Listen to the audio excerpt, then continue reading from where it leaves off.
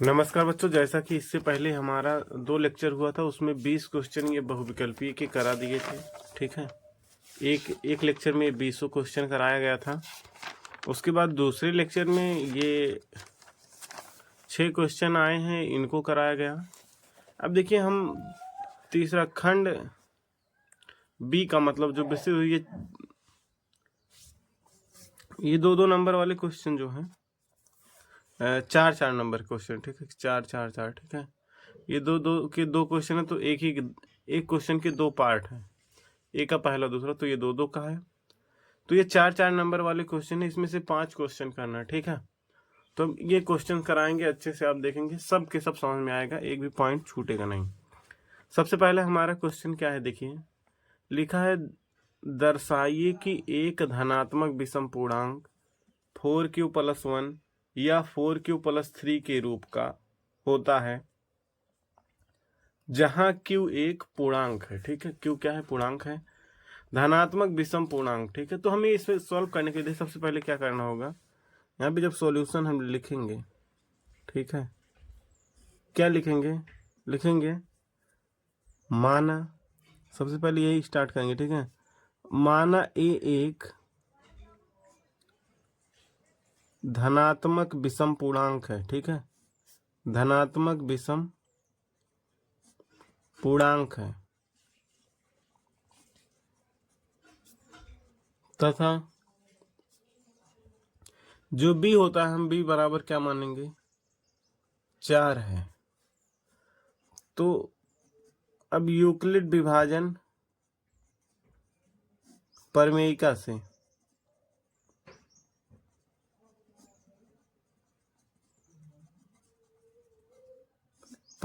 से क्या पता लगेगा, ये जो b बराबर 4 के लिए, ठीक है, b बराबर 4 के लिए r जो शेषफल होता है वो क्या होगा, 0 हो सकता है, 1 हो सकता है, 2, 3 हो सकता है। ठीक है, 0, 1, 2, 3।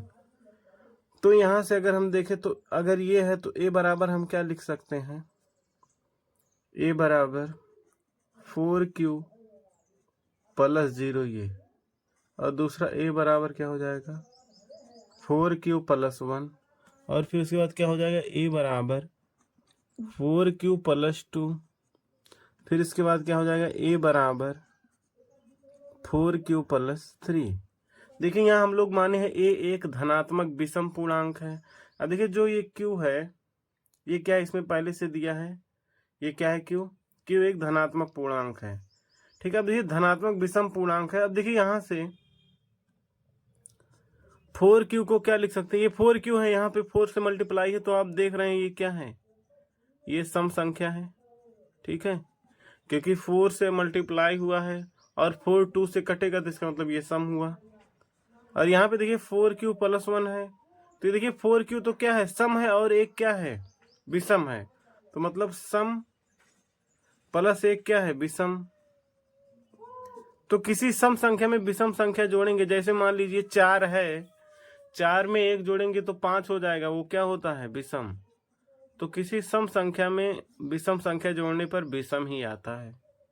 ठीक, अब देखिए यहाँ पे 4q ये भी सम है, और सम संख्या में सम ही जोड़ोगे तो सम आएगा। ठीक है, सम प्लस सम, सम संख्या 4 संग में 4 2 जोड़ोगे तो क्या आएगा, 6, 6 भी तो सम होता है, तो ये क्या होगा, सम होगा। ठीक है, अब यहाँ देखिए 4q+3 है, 3 तो क्या है, विषम है, तो 4q क्या है, सम, सम प्लस विषम बराबर क्या हो जाएगा, विषम होगा।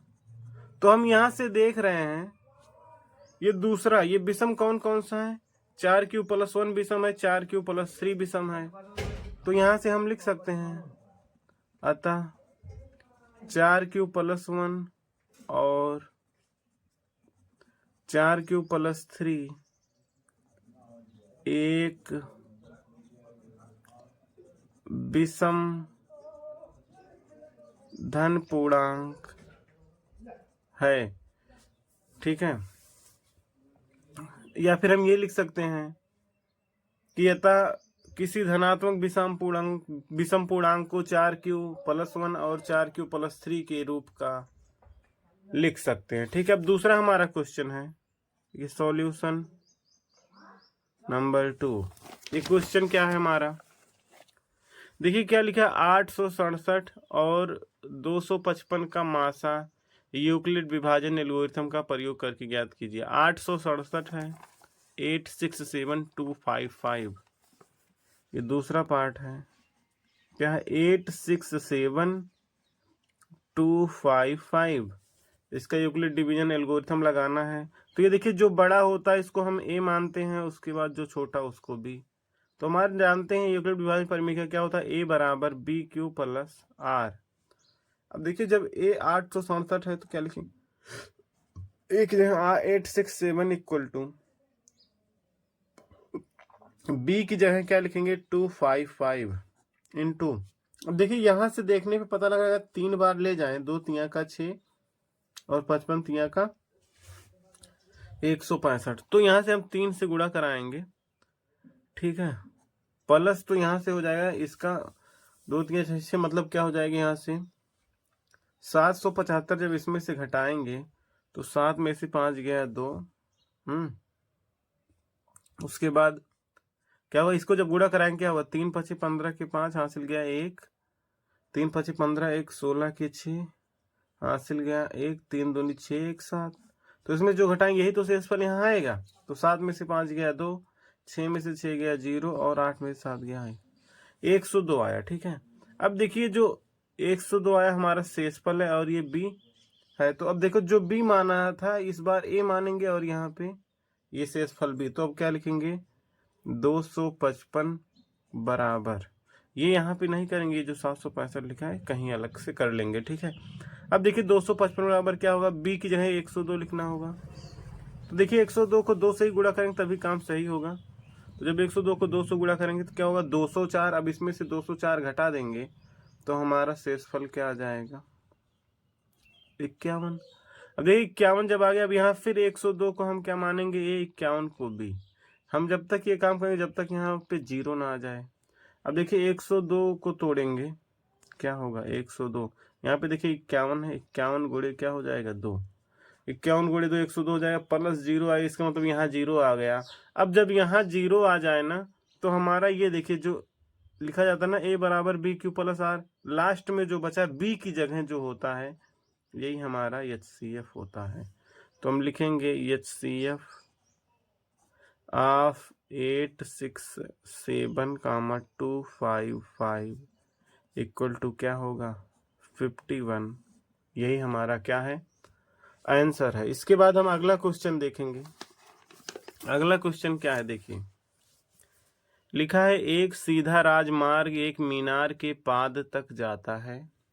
मीनार के शिखर पर खड़ा एक आदमी एक कार को 30 अंश के अवनमन कोण पर देखता है, जो कि मीनार के पाद की एक ओर एक समान चाल से जाती है।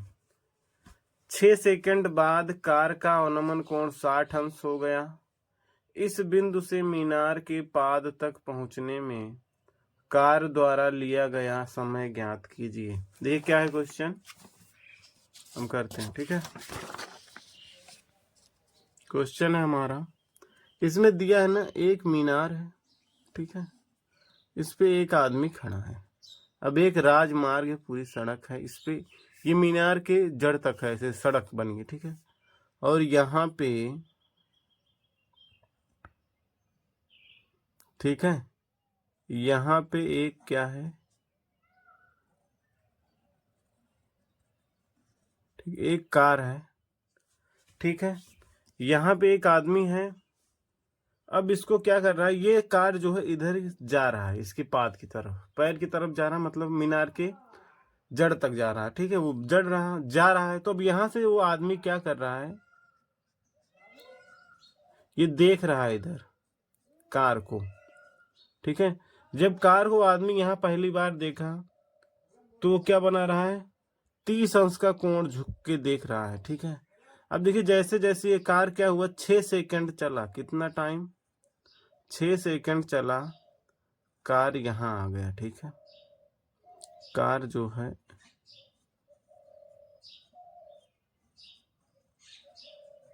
कार यहाँ आ गया। तब यहाँ से ये देख रहा है इसको, ठीक है। तो यहाँ से ये पूरा कोण कितना बना रहा है, 60 अंश। इसका मतलब जो यहाँ से ये कोण था ये 30 अंश, और जो अब यहाँ ये कोण हो गया ये है 60 अंश, ठीक है। ये यहाँ से जितना 30 होता है ये एकांतर कोण है, ये पूरा 60 है, तो ये पूरा 60 हो गया, ठीक है।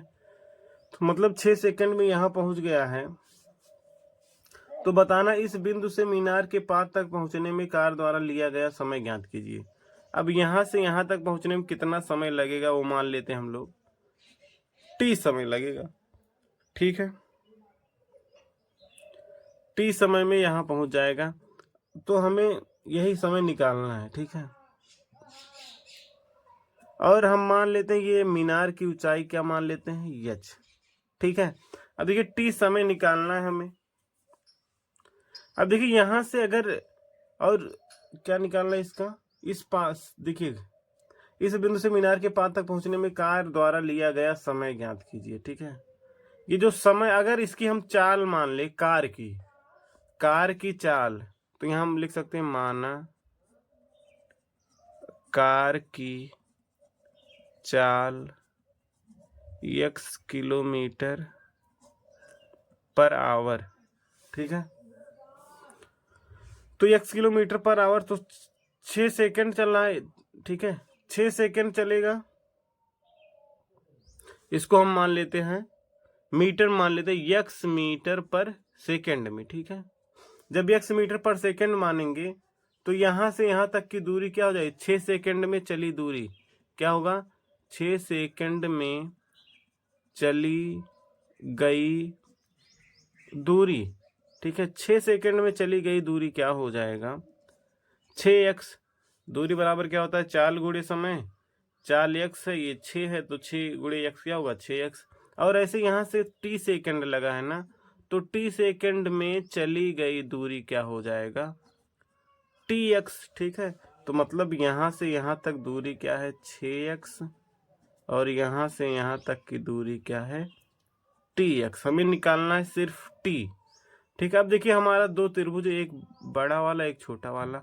जब बड़े वाले लगाए ये वाली त्रिभुज, ये मान लेते हैं a है, ये b, ये c और ये d, तो हम कहेंगे त्रिभुज a b d में क्या होगा, यहाँ से tan 30 क्या होगा, tan 30 बराबर लंब बटे आधार होता है h बटे यहाँ से 6x प्लस tx हो जाएगा, क्या होगा 6x प्लस tx। tan 30 का मान क्या होता है, 1/√3 बराबर क्या हो जाएगा, h अपान 6x प्लस tx। अब देखिए यहाँ से तिरछा गुणा कराएंगे ना, तो क्या हो जाएगा, यहाँ से x कॉमन होगा, x कॉमन हो जाएगा, 6 प्लस t बराबर h√3 या फिर √3h, ठीक है। ये समीकरण 1 हो गया। अब देखिए यहाँ से दूसरा अगर हम देखें, यहाँ से tan त्रिभुज ACD में tan क्या है, ये 60 अंश है, तो tan 60 अंश बराबर फिर लंब बटे आधार, मतलब h बटे tx क्या हो जाएगा, h बटे tx। अब देखिए tan 60 का मान क्या होता है, √3 बराबर क्या हो जाएगा, h अपान tx, ठीक है। h अपान tx हो जाएगा। अब यहाँ से हम क्या करेंगे, फिर अगर गुणा करा दे तिरछा, तो यहाँ से आ जाएगा h बराबर √3tx, ठीक है, √3tx आ जाएगा। अब हम देखिए ये हमारा क्या हो गया, दूसरा समीकरण, ठीक है। अच्छा यहाँ से एक चीज देखो, यहाँ h इक्वल टू √3tx है। अगर हम क्या कर दें, यहाँ से h और x को इधर ले आए, तो h अपान x बराबर क्या हो जाएगा, √3t, ठीक है। और ये वाला देखें, यहाँ पे भी x को इधर ले जाए तो यहाँ बचेगा 6 प्लस t, और √3 जो है ना, इसको इधर ही ले आए तो क्या हो जाएगा, अपान √3, और यहाँ क्या होगा, h अपान ये आ जाएगा नीचे, x हो जाएगा, ठीक है। हम इसे भी लिखते h यहाँ, ये x इसके नीचे लाए और √3 इसके नीचे, ठीक है। तो 6 प्लस t अपान √3 बराबर h अपान x, ठीक है। और यहाँ पे h upon x equal to √3t है। अब देखिए H upon X equal to √3t और ये भी H upon X equal to 6 + t upon √3, दोनों ये एच अपान एक्स बराबर है, तो ये भी आपस में क्या होंगे, बराबर होंगे। तो समीकरण 1 और 2 से, ठीक है। अब 1 और 2 से क्या हो जाएगा, दोनों को जब हम बराबर करेंगे तो ये होगा √3t बराबर 6 + t अपान √3। यहाँ से देखिए √3 में क्या हो जाएगा, गुणा तिरछा, तो क्या हो जाएगा √3 3t बराबर 6 + t। अब एक t को इधर ले आओ तो क्या होगा 3t, यहाँ पहले से t यहाँ आएगा लेकिन यहाँ माइनस का t, तो 3t में से t घट जाएगा, क्या आएगा 2t बराबर 6 आ जाएगा, क्योंकि ये प्लस है, ठीक है। जब 2t बराबर 6 आ गया तो यहाँ से t बराबर क्या आ जाएगा हमारा 3 सेकेंड, ठीक है, क्योंकि टाइम क्या था हम लोग का, सेकेंड में टाइम दिया था 6 सेकेंड, तो यहाँ t बराबर आ गया क्या 3 सेकेंड। आसान क्वेश्चन था। इसके बाद का क्वेश्चन क्या है हमारा, देखिए दिया है ना सी वाला, बिंदुओं a -2, 2 है और b 2, 8 को जोड़ने वाले रेखाखंड AB को 4 बराबर भागों में विभाजित करने वाले बिंदुओं के निर्देशांक ज्ञात कीजिए, ठीक है। तो आप आराम से देखेंगे, एक भी क्वेश्चन ऐसा नहीं होगा जो आपको समझ नहीं आएगा, ठीक है।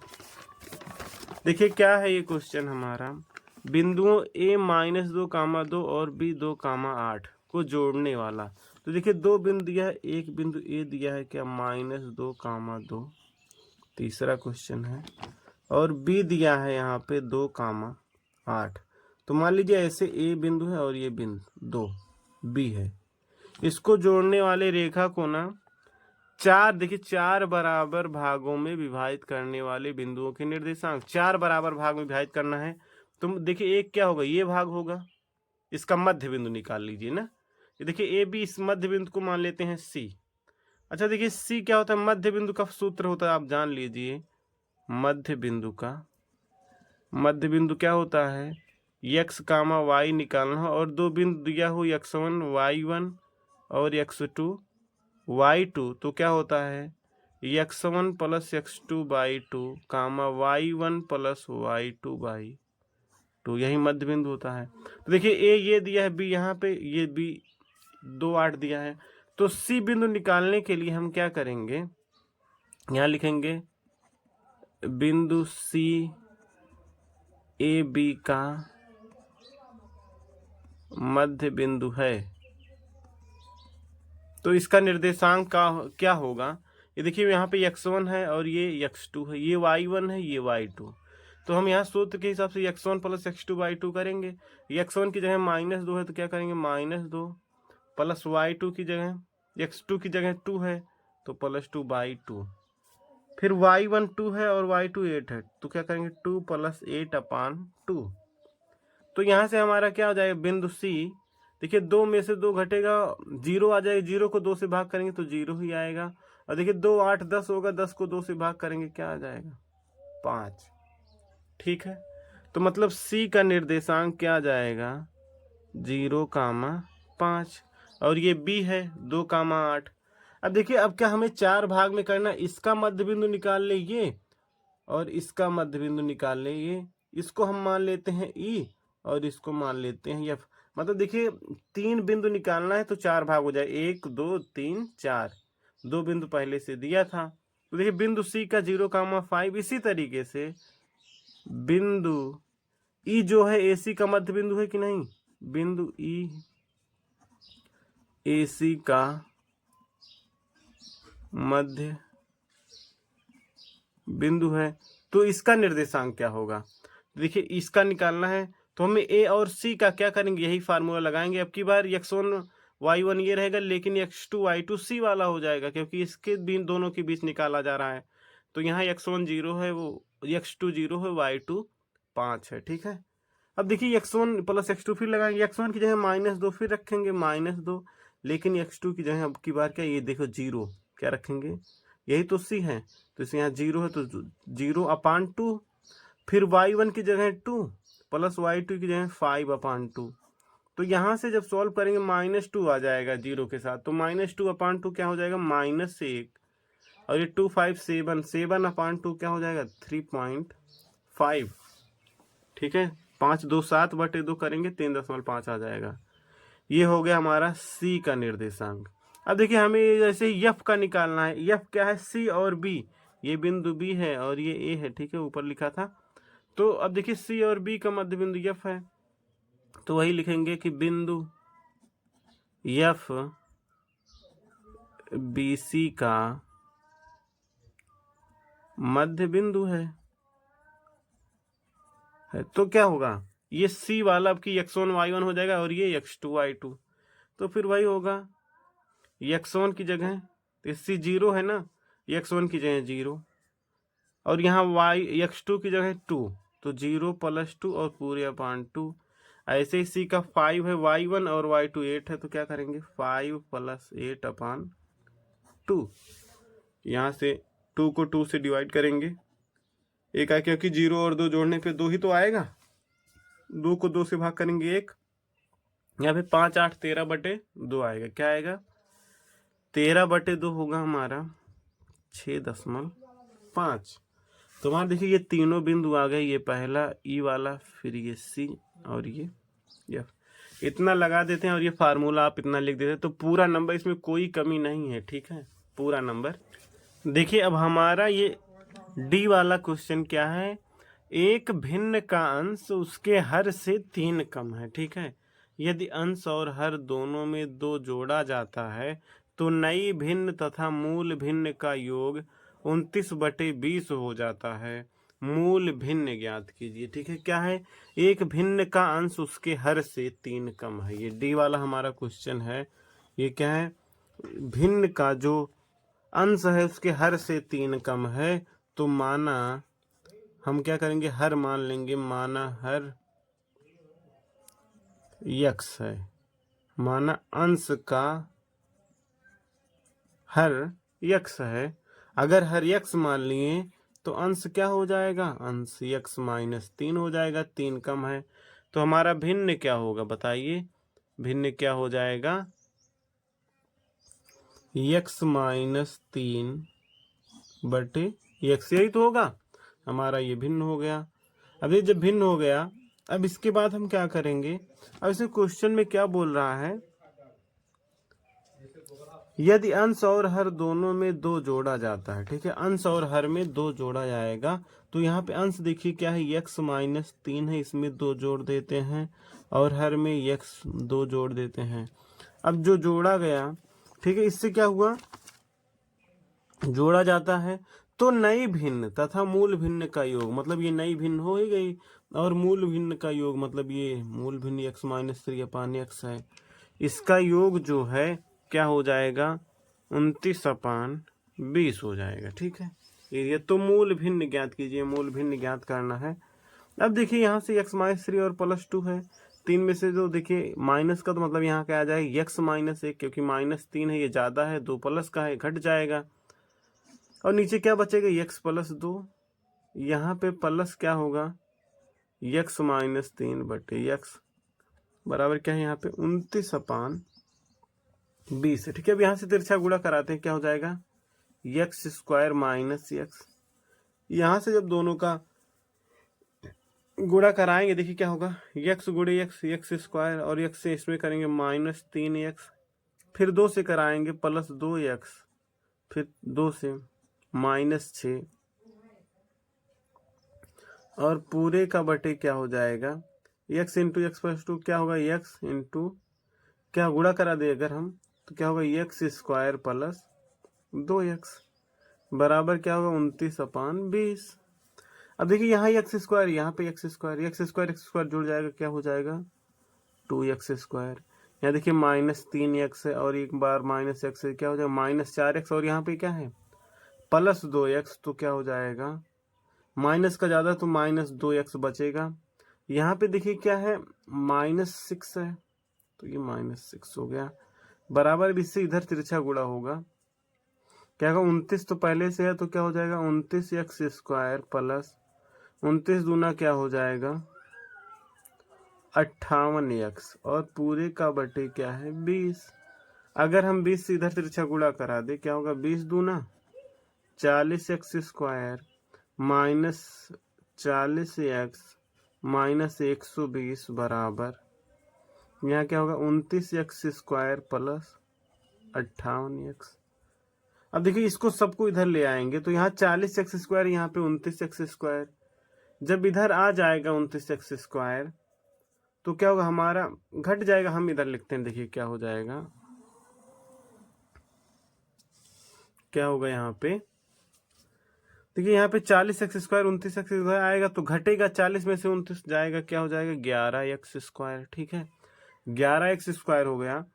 अब क्या होगा, अब देखिए यहाँ पे हमारा 58x से जब इधर आएगा तो 58, ये भी माइनस का ये भी माइनस हो जाएगा, तो हमारा क्या हो जाएगा -58 और 40 जुड़ेगा तो क्या हो जाएगा -98x। ठीक है, अब यहाँ पे देखिए -120 बचा हमारा, -120 बराबर 0। हम इसको सॉल्व करेंगे, ठीक है, और x की वैल्यू निकालेंगे।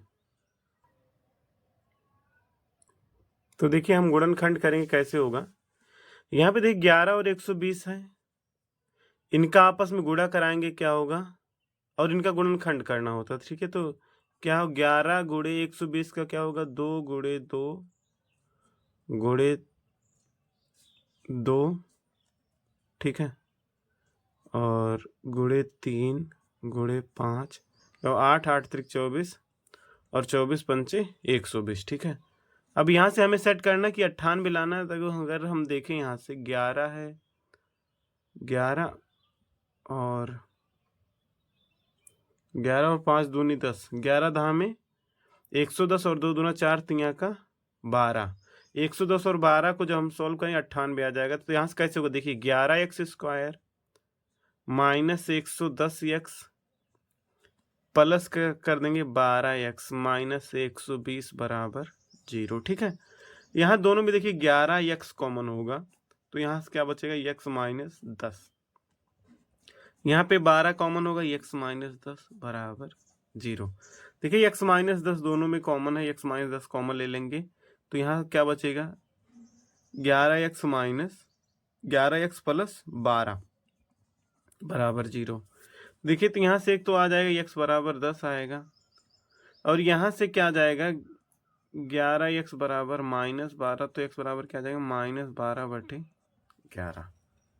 ठीक है, तो अगर हम x बराबर 10 लें तो x बराबर 10 लेने के बाद तो हमारा भिन्न क्या हो जाएगा, भिन्न x माइनस 3/x लिखना है। क्या है x माइनस 3/x। ठीक है, तो हमारा क्या था, भिन्न तो ये होगा नहीं, क्योंकि हम लोगों ने अंश और हर को अलग अलग मान लिया था, तो ये पूर्णांक थे, तो ये x पूर्णांक होना था। तो x 10 से 10 में से 3 घटाएंगे 7 और 7/10 हो जाएगा, तो हमारा आंसर यही है। ठीक है, क्या होगा हमारा भिन्न 7/10, ये हमारा आंसर है। अब हम देखते हैं अगला क्वेश्चन क्या है।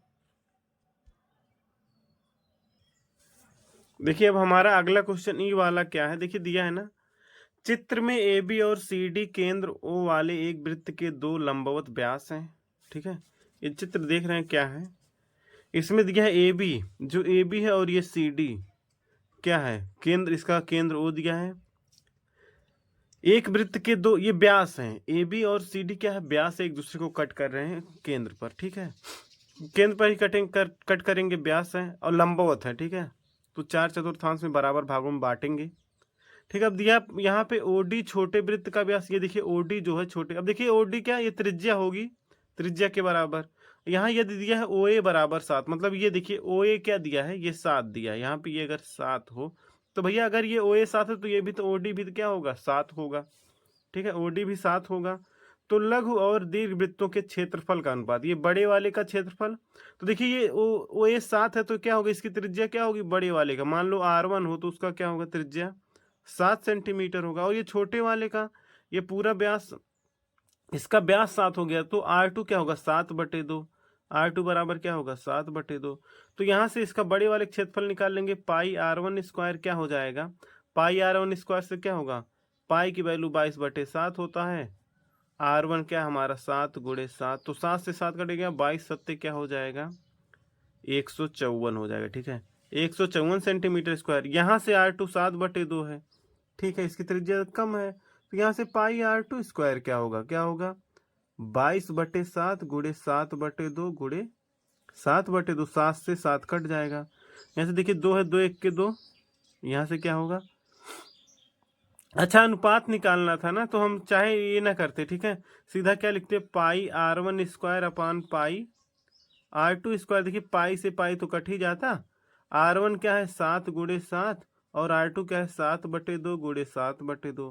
देखिए ये 7 से 7 7 कट जाता, ये दोनों 2 दूना 4 होता ना, ये ऊपर आ जाता, क्या होता, ऊपर आ जाता, तो क्या हो जाएगा 4। तो क्या हो जाता है, अनुपात ज्ञात करना था, तो क्या आएगा, ऊपर आ गया 4, तो मतलब ऊपर वाले का एरिया A1 अपान A2 जो होगा वो क्या हो जाएगा, 4:1 हो जाएगा। ठीक है, क्योंकि इसको भाग देने पे ये देखिए छोटा है ना, ये उलट के ऊपर चला जाता है। ठीक है, जब किसी अकेले पूर्णांक को भिन्नों से भाग दिया जाता है तो ये जो भिन्न के नीचे वाला हर होता है ऊपर चला जाता है। ठीक है, 7 से 7 कट गए, ये ऊपर चले गए, क्या हो गया, 4:1 होगा। ठीक है, आप अच्छे से लगाएंगे, एकदम आसान क्वेश्चन है। ठीक है, तो आपको उम्मीद करता हूँ सारे क्वेश्चन समझ में आए होंगे। अगला जो 5-6 क्वेश्चन है बड़े बड़े, और एक क्वेश्चन और बचता है इसका। ठीक है, ये आप आसानी से कर लेंगे, इसमें ज़्यादा सा चित्र बनाना, इसमें कुछ ज़्यादा करना नहीं, बारंबार माध्य निकालना है। ठीक है, माध्य निकालने के लिए एक नॉर्मल तरीका होता है, वर्ग अंतराल जो दिया है इसमें से इसका माध्य निकालेंगे। 20 और 60 के बीच क्या हो जाएगा हमारा, 20 और 60 के बीच 40 आएगा, 40 को 7 से गुणा कराएंगे, यहाँ से 60 और 100 के बीच 80 आएगा, 80 को 5 से सबको गुणा करके चाहे जोड़ लो, उसके बाद ये बारंबारता को जोड़ के उसी से भाग दो, एक ही बार में आ जाएगा। तो कई तरीके होते हैं, इसको आप लगा लीजिएगा ना, लेक्चर बड़ा हो जा रहा है। ठीक है, फिर मिलते हैं दूसरे लेक्चर में। अगर आपको कोई समझ नहीं आया होगा वो आप कमेंट करके बताइए, आपको सारा क्लियर कर दूंगा। फिर मिलते हैं दूसरे लेक्चर में। जय हिंद।